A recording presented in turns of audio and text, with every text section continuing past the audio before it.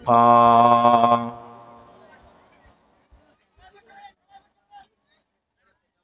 عن أبي هريرة رضي الله تعالى عنه أنه قال قال رسول الله صلى الله عليه وسلم كل أمتي يدخلون الجنة إلا من أبى. قيل من أبى يا رسول الله؟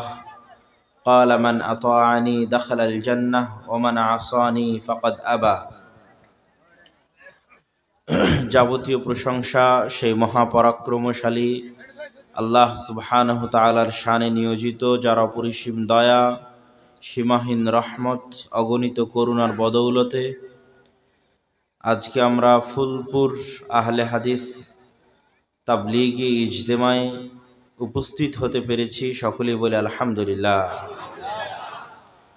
তারপর পরই দরুদ ও সালাম বর্ষিত হোক পৃথিবীর সর্বশেষ ও সর্বশ্রেষ্ঠ রাসূল আহমদ মুহাম্মদ মুস্তাফা সাল্লাল্লাহু আলাইহি ওয়াসাল্লামের প্রতি। সম্মানিত উপস্থিতি, আজকে আপনাদের সামনে আমার সংক্ষিপ্ত বক্তব্যের বিষয়বস্তু ইসলামের সামগ্রিক বিজয় কিভাবে সম্ভব। ইসলামের সামগ্রিক বিজয় বলতে শুধু আজকে আমরা এখানে জুমার সালাত আদায় করতে এসেছি বিষয়টি এমন নয়, বরং আমাদের ব্যবসা বাণিজ্য, আমাদের অফিস আদালত, বিচার ব্যবস্থা, আমাদের রাষ্ট্র ব্যবস্থা, আমাদের দেশের আইন কানুন সব কিছু ইসলাম অনুযায়ী পরিচালিত হবে। এটি হচ্ছে ইসলামের সামগ্রিক বিজয়। আর ইসলাম এমন একটি দিন যা মসজিদের চার দেওয়ালের মধ্যে সীমাবদ্ধ থাকার জন্য আসেনি, বরং ইসলাম এসেছে সমগ্র পৃথিবীকে বিজয় করার জন্য। যা আল্লাহ সুবহানাহু তাআলা পবিত্র কোরআন মাজিদে ঘোষণা দিয়েছেন, তার নবী মুহাম্মদ সাল্লাল্লাহু আলাইহি ওয়াসাল্লামও তার হাদিসের মধ্যে ঘোষণা দিয়েছেন, হুয়াল্লাযী আরসালা রাসূলাহু বিল হুদা ওয়া দীনিল হক লিইয়ুযহিরাহু আলাদ-দীনি কুল্লিহি। তিনি সেই সত্তা যিনি তার রাসূলকে পাঠিয়েছেন সত্য দ্বীনের সাথে, সত্য দাওয়াতের সাথে, যেন এই দাওয়াত, এই দ্বীন সারা পৃথিবীর সকল তন্ত্র মন্ত্র, আইন কানুন, নিয়ম বিধি বিধান সকল কিছুর উপর বিজয় অর্জন করে। লিইয়ুযহিরাহু আলাদ-দীনি কুল্লিহি, পৃথিবীতে চলমান প্রচলিত সকল ব্যবস্থা, বিচার ব্যবস্থা, আইন ব্যবস্থা, প্রচলিত সকল দ্বীন তন্ত্র মন্ত্র সকল কিছুর উপর বিজয় লাভ করবে। এই জন্য আল্লাহ শেষ নবী পাঠিয়েছেন। তথা শুধু আমার এবং আপনার ব্যক্তিগত জীবন পরিবর্তন করে আমাকে এবং আপনাকে নামাজি বানিয়ে দিবে বিষয়টি এমন নয়। ঠিক তেমনি রাসূলুল্লাহ সাল্লাল্লাহু আলাইহি ওয়াসাল্লাম বলেন, পৃথিবীতে এমন একদিন আসবে যেই দিন কোনো ইটের ঘর এবং পাকা ঘর বাকি থাকবে না যেখানে ইসলাম প্রবেশ করবে না।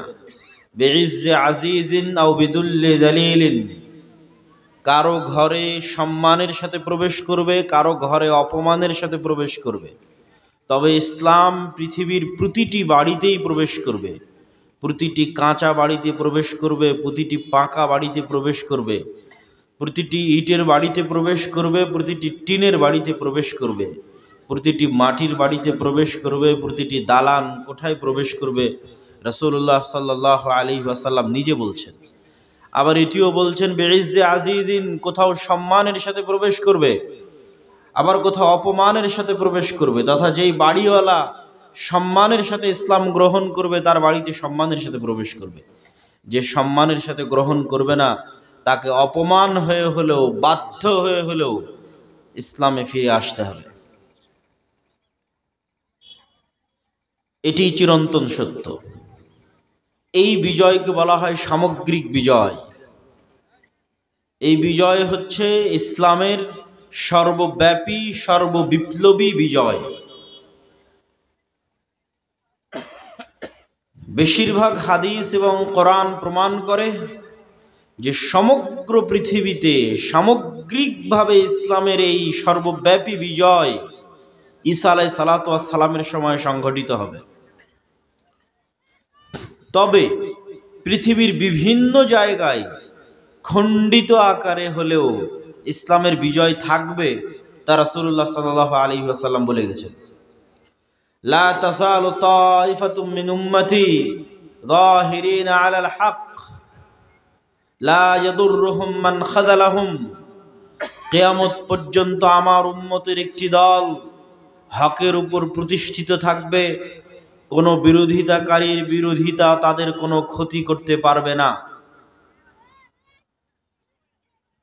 তো চিরন্তন ভাবে, চিরদিন ভাবে একটি দল হকের উপর থাকবে। তবে একটা সময় আসবে যখন সমগ্র পৃথিবীতে হক প্রতিষ্ঠিত হবে, সমগ্র পৃথিবীর প্রতিটি বাড়িতে হক প্রতিষ্ঠিত হবে। সেই সময় সম্ভাব্য ঈসা আলাইহিস সালাতু ওয়াস সালামের সময়। যেমন রাসূলুল্লাহ সাল্লাল্লাহু আলাইহি ওয়াসাল্লাম বলেন, লা তাকুমুস সাআহ হাত্তা ইয়ানজিলা ঈসা ইবনে মারইয়াম। ততক্ষণ পর্যন্ত পৃথিবীতে কিয়ামত সংঘটিত হবে না যতক্ষণ না মারিয়ামের সন্তান ঈসা পৃথিবীতে নেমে না আসছে। ওয়া ইয়াকসিরুস সালিব, এবং পৃথিবীতে নেমে এসে ক্রুশকে ভেঙে দিবে। ওয়া ইয়াকতুলুল খিনজির, শূকরকে সমগ্র পৃথিবীতে হারাম ঘোষণা করবে। ক্রুশকে ভেঙে দিবে, শূকরকে হারাম ঘোষণা করবে। আর হাকামান মুকসিতা, সারা পৃথিবীতে ন্যায় বিচার প্রতিষ্ঠা করবে। সারা পৃথিবীতে ন্যায় বিচার প্রতিষ্ঠা হওয়ার পর ধন সম্পদ, ইয়াকসুরুল মাল, টাকা পয়সা এত বেশি হয়ে যাবে যে ধন সম্পদ নেওয়ার মতো লোক থাকবে না। সম্মানিত উপস্থিতি, ঈসা আলাইহিস সালাতু ওয়াস সালামের এই হাদিস থেকে ছোট্ট কয়েকটি জিনিস আমাদের শিক্ষা আছে। এক, ইসলামের যে সামগ্রিক বিজয় তথা রাষ্ট্র ক্ষমতা ইসলাম, এটার ব্র্যান্ডিং কি? যেমন আপনারা যেই মাটিতে বসে আছেন, এই মাটিতে আল জামিয়া সালাফিয়া হওয়ার কথা। তো আল জামিয়া সালাফিয়ার ব্র্যান্ডিং কি? আপনারা জীবনে অনেক কিছু ক্রয় করেন, AC, fridge, TV, mobile, motorcycle, প্রত্যেকটার বিভিন্ন কোম্পানি আছে। এক এক কোম্পানির এক একটা ব্র্যান্ডিং আছে। এই কোম্পানির মোটরসাইকেল কিনলে অল্প তেলে বেশি মাইল যাবে, এটা হলো ওই কোম্পানির ব্র্যান্ডিং। এই কোম্পানির মোটরসাইকেল কিনলে এটা বেশি স্পিডে যাবে, আর স্পিড লিমিট অনেক বেশি, এটা হলো ওই কোম্পানির ব্র্যান্ডিং। ব্র্যান্ডিং হয় অল্প কথায়, বেশি কথায় নয়। আরো অনেক কিছু কমন থাকবে, কিন্তু বিশেষ একটা বিষয় সে আলাদা। যেমন এটা যদি আহলে হাদিসদের তাবলীগ ইজতেমা হয়, তার একটা ব্র্যান্ডিং আছে। অনেক বিষয়ে আহলে হাদিসের আর 10টা মুসলমানের সাথে একমত, কিন্তু আহলে হাদিসদের ব্র্যান্ডিং কি? এরা শিরক বিদআতে লিপ্ত হয় না, এটা হলো এদের ব্র্যান্ডিং। তো ইসলাম রাষ্ট্র ক্ষমতায় যাবে, ওর ব্র্যান্ডিং এই হাদিসের মধ্যে আছে। যে হাদিসটা কিছুক্ষণ আগে বললাম, যে ইসলাম যে রাষ্ট্র ক্ষমতায় যাবে, গেলে কি হবে, ইসলাম রাষ্ট্র ক্ষমতায় গেলে কি হবে, তার আল্লাহর নবী দুটো ব্র্যান্ডিং করে দিয়েছেন। এক, ঈসা আলাইহিস সালাতু ওয়াস সালাম সমগ্র পৃথিবীতে ন্যায় বিচার প্রতিষ্ঠা করবেন। তার মানে ইসলাম রাষ্ট্র ক্ষমতায় যাওয়ার 1 নম্বর ব্র্যান্ডিং হচ্ছে ন্যায় বিচার। দুই, রাসূল সাল্লাল্লাহু আলাইহি ওয়াসাল্লাম বলছেন, ঈসা আলাইহিস সালাম যখন সমগ্র পৃথিবীতে ন্যায় বিচার প্রতিষ্ঠা করবেন, ধন সম্পদ এত বেশি হয়ে যাবে, টাকা নেওয়ার মানুষ থাকবে না। তাহলে রাষ্ট্র ক্ষমতা ইসলাম যাওয়ার 2 নম্বর ব্র্যান্ডিং হচ্ছে মানুষ গরিব থাকবে না। কত নির্বাচনের সময় কত নির্বাচনী নেতা এসে বসে গেল, বলে গেল 10 টাকা কেজি চাউল ভাত খাওয়াবো, কেউ বললো এইটা করব, ওইটা করব, জিনিসপাতির দাম কমিয়ে দিব। আর আল্লাহর নবীর ব্র্যান্ডিং কি? আল্লাহর নবী 2 বাক্যে ব্র্যান্ডিং করে দিয়েছেন। রাষ্ট্র ক্ষমতা ইসলাম প্রতিষ্ঠিত হবে মানে 1, ন্যায় বিচার প্রতিষ্ঠিত হবে। রাষ্ট্র ক্ষমতা ইসলাম প্রতিষ্ঠিত হবে মানে তোমরা কেউ গরিব থাকবে না। বলেন আল্লাহু আকবার। কিভাবে সম্ভব? ন্যায় বিচার প্রতিষ্ঠা করা ইসলামের ব্র্যান্ডিং, আর ন্যায় বিচার প্রতিষ্ঠা হলে গরিব থাকবে না কেউ, এটা ইসলামের রাষ্ট্র ক্ষমতার ব্র্যান্ডিং কেমনে সম্ভব? সম্মানিত উপস্থিতি, ইসলামের রাষ্ট্র ক্ষমতার ব্র্যান্ডিং যে ন্যায় বিচার, তার আরো অসংখ্য দলিল আছে। রাসূলুল্লাহ সাল্লাল্লাহু আলাইহি ওয়াসাল্লাম বলেন, সাবআতুন ইউদিল্লুহুমুল্লাহ ইয়াওমা লা দিল্লা ইল্লা দিল্লুহ। 7 শ্রেণীর মানুষকে কঠিন কিয়ামতের মাঠে বিশেষ ছায়ায় আশ্রয় দেওয়া হবে, যেই দিন কোনো ছায়া থাকবে না আল্লাহর বিশেষ ছায়া ব্যতীত। ওই 7 শ্রেণীর মানুষের মধ্যে 1 নাম্বার টপ লেভেলে আছে ইমামুন আদিল, ন্যায় বিচার প্রতিষ্ঠাকারী শাসক। তাহাজ্জুদ গুজার, নফল সিয়াম পালনকারী, প্রচুর পরিমাণে দানকারী, সবাইকে টেক্কা দিয়ে 1 নম্বরে চলে গেছে ন্যায় বিচার প্রতিষ্ঠাকারী শাসক। মানে ইসলামে ন্যায় বিচার প্রতিষ্ঠাকারী শাসকের গুরুত্ব সবার উপরে। শুধু তাই নয়, স্বয়ং আল্লাহ সুবহানাহু তাআলা তার নিজের জন্য বলেছেন যে তিনি হচ্ছেন আদিল, ইন্নী হারামতুজ যুলমা আলাইয়া। শুনে রাখো দুনিয়ার মানুষ, আমি আল্লাহ বলছি, আমি আমার উপর জুলম, অন্যায় করাকে হারাম করে নিয়েছি। আমি আজিজুন হাকিম। আমি আজিজ মানে মহাপরাক্রমশালী। মহাপরাক্রমশালী মানে ফাআলুল লিমা ইউরিদ, যা ইচ্ছা তাই করতে পারি। আমার এত ক্ষমতা, এত পাওয়ার যে যা ইচ্ছা তাই করতে পারি। কিন্তু তারপরেও, এত ক্ষমতা থাকার পরেও, এত পাওয়ার থাকার পরেও আমি আল্লাহ যা ইচ্ছা তাই করার ক্ষমতা থাকার পরেও দুনিয়ার দুর্বল থেকে দুর্বলতম জীব, জানোয়ার, জন্তু, পশু, পাখি, মানুষ, জিন, কারো প্রতি আমি আল্লাহ জুলম করব না। কেননা আমি হাকিম, আমি প্রজ্ঞাময়, আমি প্রজ্ঞার সাথে পৃথিবী চালাই, প্রজ্ঞার সাথে বিচার করি, আমি ন্যায় বিচারক। পৃথিবীতে যদি কেউ কারো কাছে ন্যায় বিচার না পায়, তাহলে সে কিয়ামতের মাঠে আল্লাহ তাকে ন্যায় বিচার নিয়ে দিবেন, এটা আল্লাহর ওয়াদা। তাহলে ন্যায় বিচারক হওয়া মানে আল্লাহর বিশেষ গুণে গুণান্বিত হওয়া, যেই গুণের ঘোষণা আল্লাহ ওপেন দিয়েছেন, সারা পৃথিবীর মানুষকে দিয়েছেন। সম্মানিত উপস্থিতি, এবার কেন এই ন্যায় বিচারের এই ব্র্যান্ডিং এর উপর এই পয়েন্টটা কেন বারবার নিয়ে আসতেছি? আমি যদি বলি জামিয়া সালাফিয়ার ব্র্যান্ডিং হচ্ছে উন্নত শিক্ষা, তো উন্নত শিক্ষা দেওয়ার যদি ক্ষমতা না থাকে তো এই ব্র্যান্ডিং করে লাভ নাই। আহলে হাদিসদের ব্র্যান্ডিং যদি হয় তাওহীদ শিরক থেকে মুক্ত থাকা, তো তাওহীদ শিরক থেকে মুক্ত থাকার জ্ঞান যদি না থাকে তো ব্র্যান্ডিং করে লাভ নাই। তাহলে ইসলাম রাষ্ট্র ক্ষমতায় যাবে আর ব্র্যান্ডিং ন্যায় বিচার প্রতিষ্ঠা করা, কিন্তু একটা মুসলমানও ন্যায় পরায়ণ নয়, তো কেমনে রাষ্ট্র ক্ষমতায় ইসলাম প্রতিষ্ঠিত হবে? যদি আমি বুঝাতে না পারি, এটা আমার ব্যর্থতা। যে মুসলমানদের মধ্যে যদি ন্যায় পরায়ণতার বৈশিষ্ট্য না থাকে, কেমনে সে ন্যায় বিচার প্রতিষ্ঠা করবে? ঈসা আলাইহিস সালাতু ওয়াস সালামের মধ্যে যদি ন্যায় পরায়ণতার বৈশিষ্ট্য না থাকে, তো ঈসা আলাইহিস সালাতু ওয়াস সালাম কেমনে ন্যায় বিচার প্রতিষ্ঠা করবেন? আজকে আমার বক্তব্যের বিষয়বস্তু ইসলামের সামগ্রিক বিজয়, মানে ইসলাম রাষ্ট্র ক্ষমতায় যাবে, আজ হোক কাল হোক যাবে। কিন্তু ইসলাম রাষ্ট্র ক্ষমতায় গেলে ইসলামের ব্র্যান্ডিং হচ্ছে ন্যায় বিচার প্রতিষ্ঠা করবে। কিন্তু যে মুসলমান নিজে ন্যায় পরায়ণ নয়, ওই মুসলমান কেমনে রাষ্ট্র ক্ষমতায় গিয়ে ন্যায় বিচার প্রতিষ্ঠা করবে? তো যে মুসলমান নিজে ন্যায় পরায়ণ নয়, ওই মুসলমান ইসলামকে রাষ্ট্র ক্ষমতায় প্রতিষ্ঠিত করার যোগ্য নয়। তো আপনি বলবেন যে কই, আমরা তো সালাত আদায় করি, তাহাজ্জুদ গুজার, আল্লাহওয়ালা, আমাদের মুখে দাড়ি আছে, মাথায় টুপি আছে, আমরা ন্যায়পরায়ণ নই মানে? জি, ন্যায়পরায়ণতার মাপকাঠিতে আপনি এখন আপনাকে মাপতে পারেন।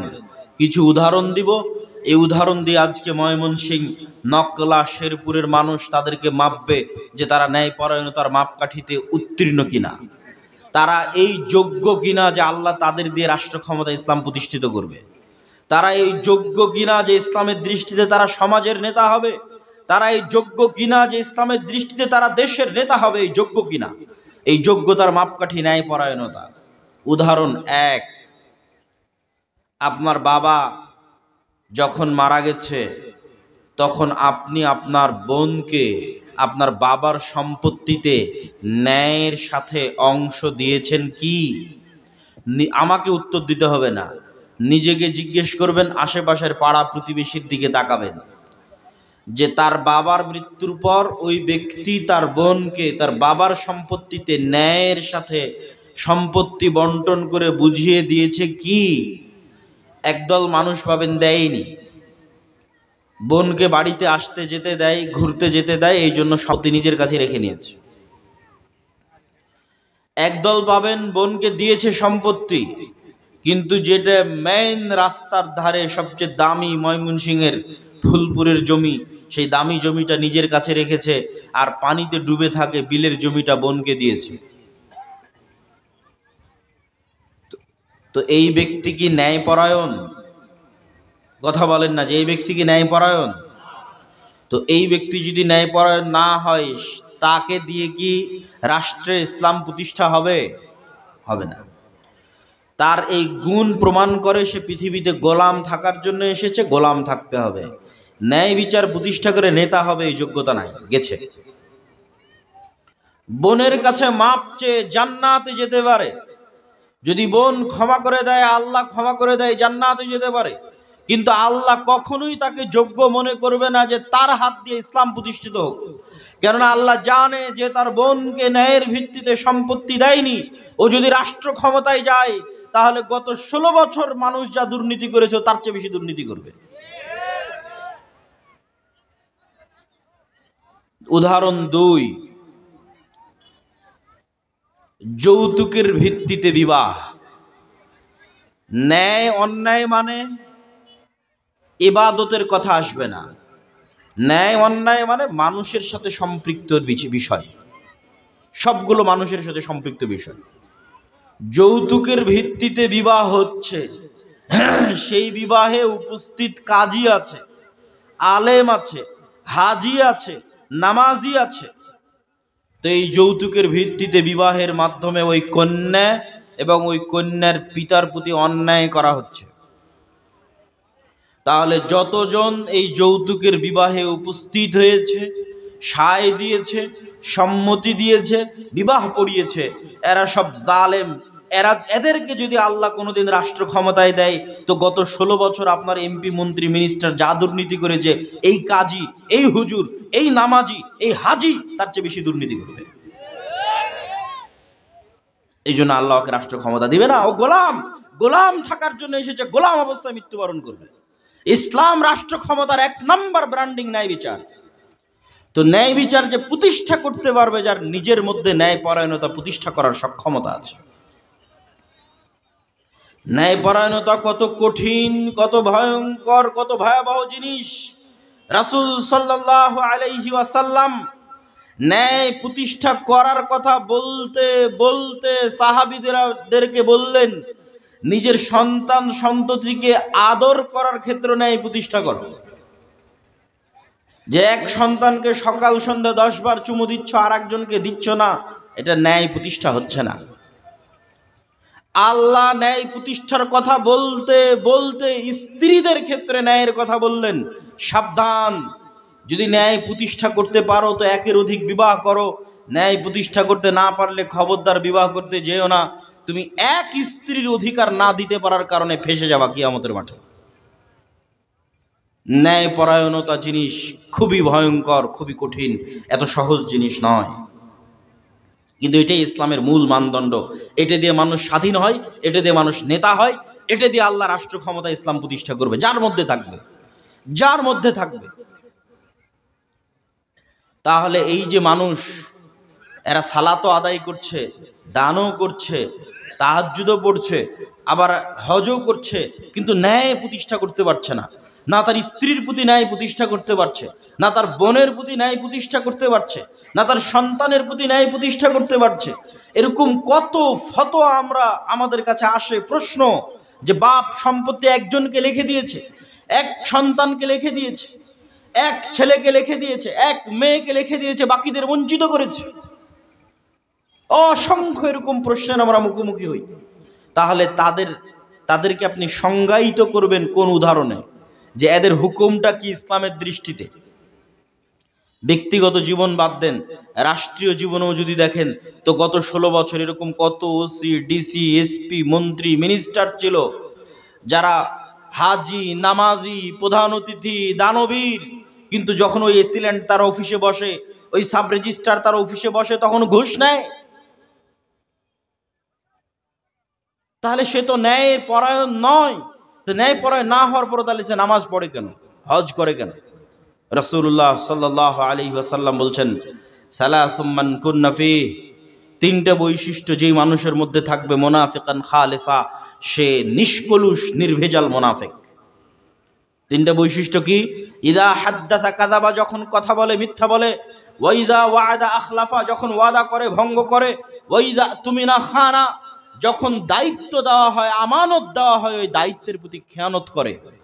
তিনটা বৈশিষ্ট্য আবারও শুনেন, কথা বললে মিথ্যা বলে, ওয়াদা করলে ভঙ্গ করে, আর যে দায়িত্ব দেওয়া হয়েছে ওই দায়িত্বের প্রতি খেয়ানত করে।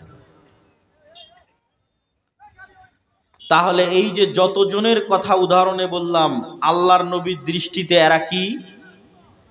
কথা বলেন না যে এরা কি? মুনাফিক। আল্লাহর নবী বলছেন তারা মুনাফিক। মানে গত 16 বছর এমনও লোক দেখা গেছে যে প্রশ্ন ফাঁস করে সেই টাকা আল্লাহর রাস্তায় দান করেছে। তাহলে ওই প্রশ্ন ফাঁসের করে ওই টাকা আবার আল্লাহর রাস্তায় দান করেছে, সে হাজি দানবীর, কিন্তু আল্লাহর নবীর এই হাদিস প্রমাণ করছে তার নাম কি? মুনাফিক। তাহলে মুনাফিক কেন সালাত আদায় করছে? মুনাফিক কেন সিয়াম পালন করছে? মুনাফিক তার মুনাফিকি ঢাকতে, তার মুনাফিকির উপর পর্দা দিতে হজ করতে গেছে। মুনাফিক তার মুনাফিকি ঢাকতে, মুনাফিকির উপর পর্দা দিতে প্রধান অতিথি হয়ে দানের ঘোষণা দিচ্ছে। মুনাফিক তার মুনাফিকি ঢাকতে, মুনাফিকি লুকাতে, মুনাফিকির উপর পর্দা দিতে গিয়ে নিজেকে নামাজি দেখাচ্ছে, নিজেকে হাজি দেখাচ্ছে, মাথায় টুপি দিয়েছে, মুখে দাড়ি রেখেছে, মুনাফিক। কিন্তু মুনাফিকি ঢাকতে এগুলো করছে।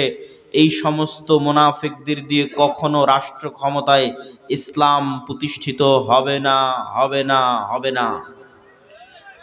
তার হাত দিয়ে এই রাষ্ট্র ক্ষমতায় ইসলাম প্রতিষ্ঠিত হবে যে শতভাগ ন্যায়পরায়ণ, শতভাগ সত্যবাদী, মাথা নত করা জানে না, আত্মমর্যাদাশীল, আত্মমর্যাদা সম্পন্ন, অর্থের কাছে বিক্রি হয় না, চাপের কাছে বিক্রি হয় না। এরকম একটা প্রজন্ম লাগবে আমাদের। এরকম একটা নতুন প্রজন্ম আমাদের দরকার, যারা ইসলামের এই মৌলিক গুণে গুণান্বিত হবে, যেই মৌলিক গুণে আল্লাহ সব নবী রাসূলকে জন্মগত যেই গুণের উপর জন্ম দিয়েছেন। আমাদের নবী মুহাম্মদ সাল্লাল্লাহু আলাইহি ওয়াসাল্লাম 40 বছর পর ওহী পাওয়ার পর সালাত, সিয়াম, হজ, যাকাতের দাওয়াত দিয়েছেন, কিন্তু জন্মগত যেই গুণের উপর আল্লাহ মুহাম্মদ সাল্লাল্লাহু আলাইহি ওয়াসাল্লামকে জন্ম দিয়েছেন, ওই জন্মগত গুণের নাম হচ্ছে ন্যায়পরায়ণতা, সত্যবাদিতা। আমাদের মধ্যে বাহ্যিক ওই ইবাদতগুলো আছে, বাহ্যিক ওই আনুষ্ঠানিকতাগুলো আছে, কিন্তু আমি যখন নামাজে দাঁড়াচ্ছি আমি মিথ্যুক। কত মুসলমান নিবেন ভারত, পাকিস্তান, বাংলাদেশ, আফগানিস্তান থেকে পাড়ি জমিয়েছে ইউরোপ এবং আমেরিকায়, পুরো জীবনটা মিথ্যার উপর, প্রত্যেক ধাপে ধাপে মিথ্যা বলছে। মিথ্যা বলে কাফের, মুশরিক, মুনাফিক এবং ইহুদি খ্রিস্টানদের কাছ থেকে অতিরিক্ত অর্থনৈতিক সুবিধা নিচ্ছে, বেনিফিট নিচ্ছে মিথ্যা বলে। মুসলমান নামাজও পড়ে, কিন্তু মিথ্যা ছাড়া তার রাস্তা নাই। এই মুসলমানের চাইতে, এই মিথ্যুক মুসলমানের চাইতে বেশি আত্মমর্যাদাশীল, বেশি আত্মমর্যাদা বোধ ছিলেন কাফের অবস্থায়, মুশরিক অবস্থায় আবু সুফিয়ান রাদিয়াল্লাহু তাআলা। আবু সুফিয়ান রাদিয়াল্লাহু তাআলা যখন কাফের, যখন মুশরিক, যখন মুহাম্মদ সাল্লাল্লাহু আলাইহি ওয়াসাল্লামকে হত্যা করা তার জীবনের একমাত্র পণ, তখন বাদশাহ হিরাক্লিয়াস তাকে জেরুজালেমে তার দরবারে জিজ্ঞেস করছে মুহাম্মদ সাল্লাল্লাহু আলাইহি ওয়াসাল্লাম সম্পর্কে, মুহাম্মদ সাল্লাল্লাহু আলাইহি ওয়াসাল্লাম সম্পর্কে বলো, তথ্য নিচ্ছে। তখন আবু সুফিয়ানের সামনে মাইকও নাই, লাইভ ক্যামেরাও নাই, ভিডিও নাই, মোবাইলও নাই, কিছুই নাই। তারপর আবু সুফিয়ান মিথ্যা বলেনি। নেতা মিথ্যা বলা জানে না।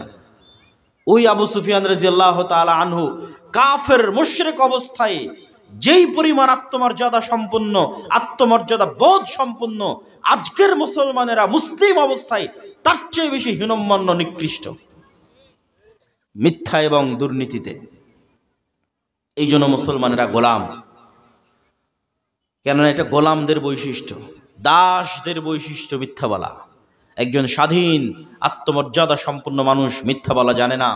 একজন স্বাধীন আত্মমর্যাদা সম্পন্ন মানুষ অন্যায় করা জানে না। ন্যায়পরায়ণতার উপর, সত্যবাদিতার উপর টিকে থাকবে মাথা উঁচু করে স্বাধীন অবস্থায়। সম্মানিত উপস্থিতি, এই জন্যই আল্লাহর নবী নিরুৎসাহিত করেছেন মানুষকে অর্থনৈতিক কর্জ বা লোনের প্রতি। কেন নিরুৎসাহিত করেছেন?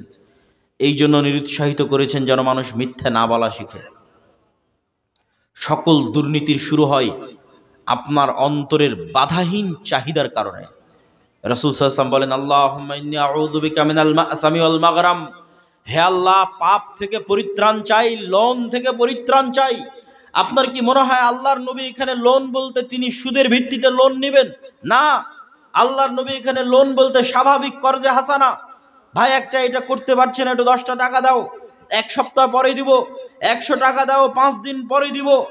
সুদবিহীন স্বাভাবিক যে কর্জে হাসানা, এটি থেকে আল্লাহর নবী পরিত্রাণ চাচ্ছেন। আল্লাহ নবী বলছেন, আল্লাহুম্মা ইন্নী আউযু বিকা মিনাল হাম্মি ওয়াল হুজনি। বলতে বলতে বলছেন, ওয়া গালাবাতিদ দাইনি।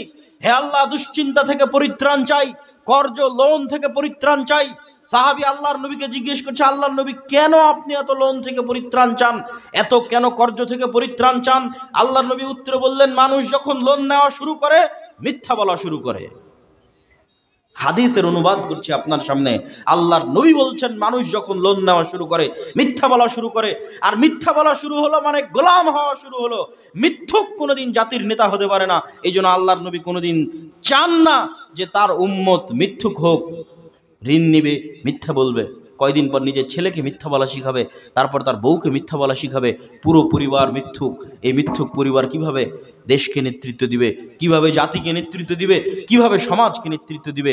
অতএব ঋণ বিমুখ থাকুক, ঋণ বিমুখ থেকে মাথা উঁচু করে সত্য বলুক, ন্যায় প্রতিষ্ঠা করুক, নেতা হতে পারবে, নেতা হবেই হবে। সত্যবাদী ন্যায়পরায়ণ মানুষ নেতা হবেই হবে। সম্মানিত উপস্থিতি, বক্তব্যের এই অংশে এসে সারমর্ম বলতে চাই যে ইসলামের সামগ্রিক বিজয়ের জন্য 1 নম্বর শর্ত হচ্ছে সত্যবাদী ন্যায়পরায়ণ মুসলিম হওয়া। যে মুসলিম সত্যবাদী ন্যায়পরায়ণ হবে, ওই মুসলমানের হাত দিয়ে রাষ্ট্র ক্ষমতা ইসলাম প্রতিষ্ঠিত হবে। 2, নিজের দিনের উপর কনফিডেন্স থাকা। এটা বলে আমার বক্তব্যের শেষের দিকে চলে যাব। আমরা যেহেতু 190 বছর ব্রিটিশদের গোলাম ছিলাম, এই জন্য আমাদের রক্তের মধ্যে গোলামি ঢুকে গেছে, আমাদের রক্তের মধ্যে মিথ্যা ঢুকে গেছে। আমাদের জেনেটিক্যালি আমাদের রক্তর মধ্যে মিথ্যা এবং ধোঁকা এবং দুর্নীতি প্রবেশ করে গেছে 190 বছরের গোলামির কারণে। আর এই জন্য আমরা এখনো হীনম্মন্যতায় ভুগি। নিজের দিনের বিষয়ে হীনম্মন্য, নিজের দিনের বিষয়ে কট্টর না। আপনাকে যদি উদাহরণ দিয়ে বলি তাহলে আপনি বুঝতে পারবেন। লন্ডনের যে কোনো ইহুদি পাড়ায় গিয়ে যদি দেখেন, দেখবেন 100 জনে 99 জন ইহুদির দাড়ি আছে, লম্বা দাড়ি। মানে 100 জনে 99 জন ইহুদি লম্বা দাড়ি রেখেছে, মানে ইহুদি দাড়ি রাখতে পরোয়া করে না যে দুনিয়ার মানুষ কি বলবে। মেন্টালি হেজিটেট ফিল করে না, দ্বিধায় ভোগে না। কিন্তু মুসলমান যদি দাড়ি রাখে, আর পাড়া প্রতিবেশী কি বলবে, গ্রাম কি বলবে, সরকার কি বলবে, রাষ্ট্রে চাকরি করতে যাক চাকরি হবে না, পুলিশের চাকরি হবে না, আর্মির চাকরি হবে না। রাষ্ট্রীয় কাঠামোগত ইসলাম বিদ্বেষ, নিজের দিনের প্রতি কি পরিমাণ হীনম্মন্যতা এবং দুর্বলতা ইসলাম মুসলমানেরা ভোগে, তা আপনি 2টা জাতিকে না দেখলে বুঝতে পারবেন না। একটা জাতির নাম ইহুদি আর একটা জাতির নাম হিন্দু। এই 2টা জাতিকে যদি না দেখেন তাহলে আপনি নিজেকে বুঝতে পারবেন না যে আপনি কতটা হীনম্মন্য অবস্থায় বসবাস করেন। আরো উদাহরণ দিই, বাশার আল আসাদ যখন সিরিয়া থেকে পলায়ন করেছে, বাশার আল আসাদের পলায়নের পর ইসরায়েল 500-র অধিক জায়গায় সিরিয়াতে বোমা হামলা চালিয়েছে, পৃথিবীর কাউকে জিজ্ঞেস করেনি। তো যে 500-র অধিক জায়গায় বোমা হামলা করতে পৃথিবীর কাউকে জিজ্ঞেস করে না, ও আবার দাড়ি রাখতে কাউকে জিজ্ঞেস করবে নাকি যে আমি দাড়ি রাখলে জঙ্গি হব কিনা? বেপরোয়া, নিজের দিনের উপর ভ্রান্ত হলো, দিনের উপর কট্টর, পৃথিবীর মানুষকে পরোয়া করে না। এই যে ইদানিং বাংলাদেশে বিএসএফ এবং বিজিবির সীমান্তবর্তী কিছু উত্তেজনা নিয়ে আমাদের জেনজি, আমাদের যুবকেরা ফেসবুকে ট্রল করতেছে, মানে ভারতের মানুষদেরকে নিয়ে ট্রল করতেছে। তা আমি মনে মনে বলি যে আসলে ভীরু, আসলে সাহসী, আসলে কাপুরুষ কে? মানদণ্ড কি? আমার দৃষ্টিতে আমি আপনাকে মানদণ্ড শোনাই। 1947-এ ভারত প্রতিষ্ঠিত হয়েছিল সেকুলারিজমের উপর, ধর্মনিরপেক্ষ মতবাদের উপর। জওহরলাল নেহেরু, গান্ধী, মাওলানা আবুল কালাম আজাদ তারা সেকুলারিজমের উপর ভারত প্রতিষ্ঠা করেছে। আর 1947-এ পাকিস্তান আর বাংলাদেশ প্রতিষ্ঠিত হয়েছিল ইসলামের নামে, মুসলমানের নামে। আজ 70 বছর পর বাংলাদেশ পাকিস্তান কত বড় সেকুলার দেশ সেটা প্রমাণ করার জন্য পাল্লা দিচ্ছে পৃথিবীতে, যে আমরা কত বড় সেকুলার। প্রতিষ্ঠা হয়েছিল ইসলামের উপর, মুসলমানের উপর, কিন্তু নিজের দিনের উপর বিশ্বাস এত দুর্বল, কনফিডেন্স এত দুর্বল যে পৃথিবীতে পাল্লা দিচ্ছে এটা দেখাতে, দেখো আমি কত বড় সেকুলার। আর ভারত প্রতিষ্ঠিত হয়েছিল সেকুলারের উপর, কিন্তু ভারতের হিন্দুদের নিজের দিনের উপর বিশ্বাস এত কট্টর, নিজের দিন ভুল হওয়ার পরও বিশ্বাস এত শক্ত, পৃথিবীর মানুষের বিষয়ে তাদের দৃষ্টিভঙ্গি এতটা বেপরোয়া যে আজ 70 বছর পর হিন্দুত্ববাদকে রাষ্ট্র ক্ষমতায় বসিয়ে ছেড়েছে। তো তোমরা মুসলমানেরা যারা ফেসবুকে, ইউটিউবে ভারতের ওদের নিয়ে ট্রল করতেছো, তোমাদের যদি বুকে দম থাকে তো রাষ্ট্র ক্ষমতায় ইসলাম প্রতিষ্ঠা করো। তোমরা কত বড় সাহসী! সাহসী তো ওরা, পৃথিবীকে পরোয়া করেনি। সেকুলারিজমের উপর প্রতিষ্ঠা হওয়ার পর সেকুলারিজমকে ডাস্টবিনে নিক্ষেপ করে দিয়েছে, নিক্ষেপ করে দিয়ে রাষ্ট্র ক্ষমতা হিন্দুত্ববাদকে প্রতিষ্ঠা করেছে। তুমি কেন মিউ মিউ করে বলো যে আমি সেকুলার? তোমার বুকে যদি দম থাকে তুমি বলো 47-এ প্রতিষ্ঠা হয়েছিল ইসলামের উপর, রাষ্ট্র ক্ষমতা ইসলাম প্রতিষ্ঠিত হবে। তাহলে মানবো তুমি সাহসী, তাহলে মানবো যে হ্যাঁ তুমি স্বাধীন। কিন্তু না, আমাদের মুসলমানদের নিজের দিনের উপর কনফিডেন্স নাই, ভয় পায়। ইসলামের কথা বলতে ডানে একবার তাকাবে, বামে একবার তাকাবে, না জানি কে জঙ্গি বলে, কে সন্ত্রাসী বলে। সম্মানিত উপস্থিতি, এটা হলো গোলামির মানসিকতা, কলোনিয়াল মাইন্ড সেটআপ। এই গোলামির মানসিকতা থেকে বের হতে চাইলে ইহুদিদের দেখে শিখতে হবে, হিন্দুদের দেখে শিখতে হবে, যারা ভ্রান্তির উপর থাকার পরও কতটা কট্টর। আমি মুসলমান, সত্যের উপর থাকার পরও কেন কম্প্রোমাইজ করব, কেন শক্ত হব না। আর সত্যবাদী হতে হবে, ন্যায়পরায়ণ হতে হবে। সত্যবাদী ন্যায়পরায়ণ হওয়া ছাড়া আপনি রাষ্ট্রে দিন প্রতিষ্ঠা করতে পারবেন না। বক্তব্যের শেষের দিকে চলে এসেছি। আজকে এই মাঠে প্রথম সমাবেশ, যা মূলত আরজুল আমান ঈদগাহ মাঠে আয়োজিত হতো। আপনারা জানেন যে কেন এখানে সমাবেশ আয়োজিত হয়েছে। ময়মনসিংহের মাটিতে আল জামিয়া সালাফিয়ার একটি শাখা প্রতিষ্ঠিত হবে, এই দাবি, এই চাওয়া, এই আগ্রহ নিয়ে এখানে জমি সংগ্রহের প্রক্রিয়া শুরু হয়। আজকে যেই জমিগুলোর উপর আপনারা বসে আছেন, এই জমিগুলো আপনাদের দানের টাকায়, আপনাদের দেওয়া অনুদান, আপনাদের দেওয়া সাদাকায়ে জারিয়ার টাকায় ক্রয় করা। বলেন আলহামদুলিল্লাহ। এটা গর্বের বিষয়, এবং এটিও আমাদের দোয়া করতে হবে যে আমাদের এই চেষ্টায় পরিশ্রম যেন অতি দ্রুত সফলতার মুখ দেখে এখানে যেন আমরা জামিয়া সালাফিয়ার বাস্তবায়ন অতি দ্রুত সময়ের মধ্যে করতে পারি। আল্লাহ আমাদের সেই তৌফিক দান করুক, আল্লাহুম্মা আমিন। আল জামিয়া সালাফিয়া এদেশের এক ব্যতিক্রম ধর্মী শিক্ষা প্রতিষ্ঠান। বেশি কিছু না, দু একটি কথা যদি বলি জামিয়া সালাফিয়া সম্পর্কে, তাহলে গত এক বছরে বাংলাদেশের ইতিহাসে রেকর্ড যে গত এক বছরে সৌদি আরবের মদিনা ইসলামী বিশ্ববিদ্যালয় সহ বিভিন্ন বিশ্ববিদ্যালয়ের 10-এর অধিক শিক্ষক, শুধু এক বছরে 10-এর অধিক শিক্ষক জামিয়া সালাফিতে এসেছে, দার্স দিয়েছে। কেউ 4 মাস, কেউ 1 মাস দার্স দিয়েছে। এখনও আল জামিয়া সালাফিয়া রূপগঞ্জ নারায়ণগঞ্জে মদিনা ইসলামী বিশ্ববিদ্যালয়ের একজন সাবেক শিক্ষক দার্স দিচ্ছেন এখনও। এটা বাংলাদেশের ইতিহাসে রেকর্ড।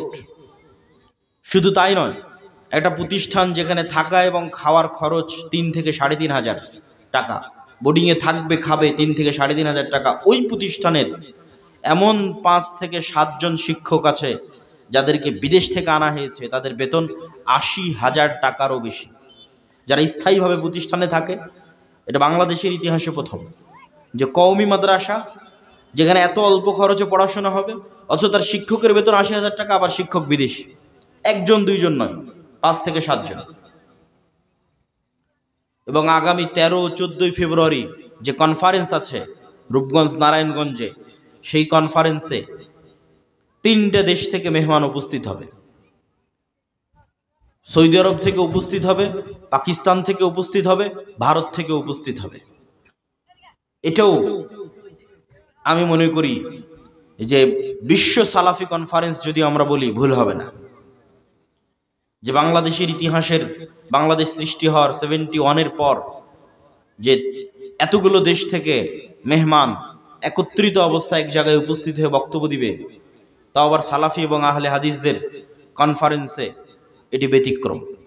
উক্ত 13-14 ফেব্রুয়ারির অনুষ্ঠানে আপনাদের দাওয়াত থাকলো। সর্বোপরি এই যাত্রাকে সামনের দিকে এগিয়ে নিয়ে যাওয়ার জন্য আপনাদের সহযোগিতার বিকল্প নাই। আল্লাহ সুবহানাহু ওয়া তাআলা কোরআন মাজিদে বলছেন, অমিম্মা রাযাকনাহুম ইউনফিকুন। আল্লাহ একবারের জন্য পুরো কোরআনে স্বীকার করেননি যে আমার পকেটে যে টাকা আছে এটা আমার টাকা।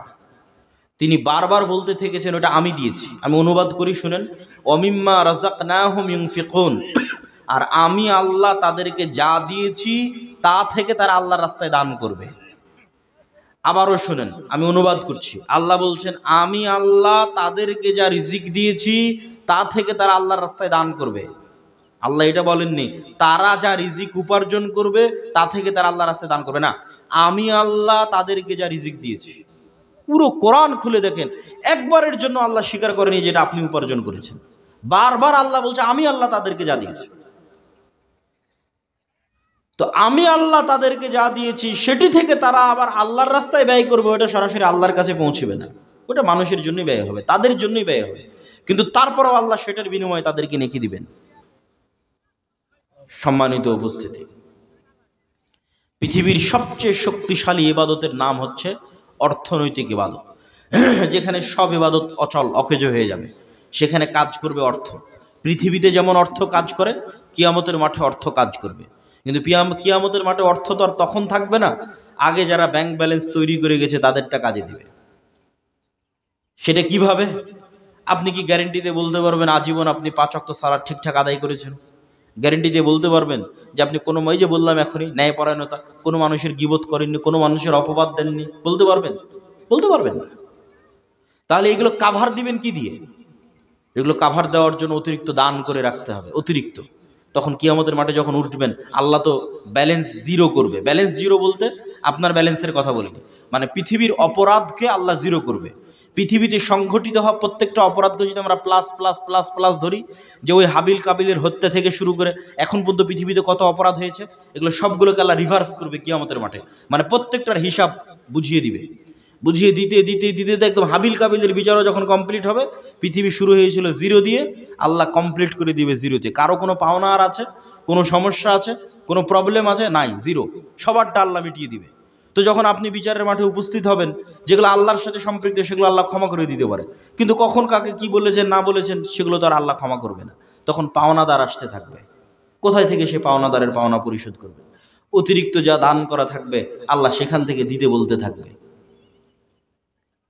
সম্মানিত উপস্থিতি, আমি উপস্থিত মজলিসের স্বেচ্ছাসেবক যারা আছে তাদেরকে আহ্বান জানাবো যে আপনারা এখনই প্যান্ডেলের মধ্যে প্রবেশ করেন, এবং উপস্থিত মুসল্লিদেরকে আহ্বান জানাবো যে আপনারা আপনাদের যার পক্ষে যতটুকু সম্ভব হবে আল্লাহ সুবহানাহু ওয়া তাআলার সন্তুষ্টির জন্য, আপনাদের চোখের সামনে সফলতা দেখছেন, চোখের সামনে নিজের টাকা দিয়ে ক্রয় করা জমিতে বসে জুমার সালাত আদায় করছেন, ইনশাআল্লাহ আপনারা চোখের সামনে এখানে মাদ্রাসা প্রতিষ্ঠিত হতে দেখবেন। বলেন ইনশাআল্লাহ। সেই দিনের আশায়, সেই দিনের লক্ষ্যে আপনারা মনকে উজাড় করে, অন্তরকে প্রশস্ত করে আল্লাহ সুবহানাহু ওয়া তাআলার সন্তুষ্টির জন্য এই ব্যতিক্রম ধর্মী প্রতিষ্ঠানে আপনাদের সহযোগিতা